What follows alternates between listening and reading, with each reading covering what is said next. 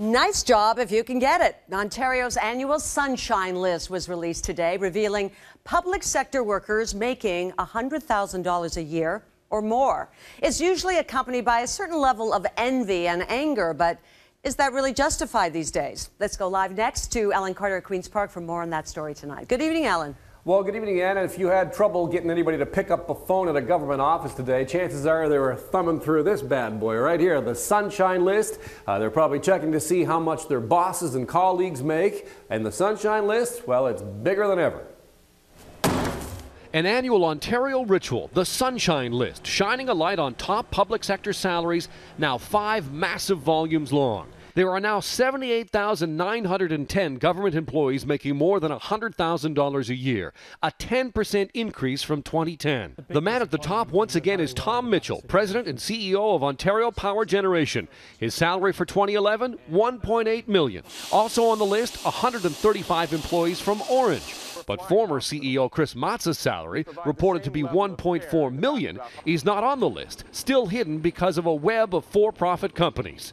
The Minister of Health, under fire because of poor oversight at Ornge, makes $166,000, while the bureaucrat at the Deputy Minister post, Saad Rafi, pulls in $427,000.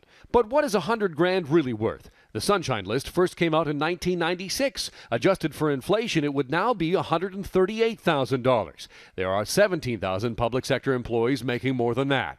Jeff Holloway recruits executives for the private sector. In the executive space, certainly in the accounting and finance world, $100,000 is not a lot of money. No matter which way you slice it, the size and cost of government's going up under McGuinty. It's not just CEOs and bureaucrats on the list. Hundreds of Toronto police constables, whose top salary is $85,000, used overtime and paid duty to go over $100K. In some cases, to get to the $100,000 level, put in quite a substantial amount of overtime, and that makes sense to us. What doesn't make sense, say the opposition, is how the Sunshine List continues to grow, even as the Liberal government claims to have frozen CEO salaries.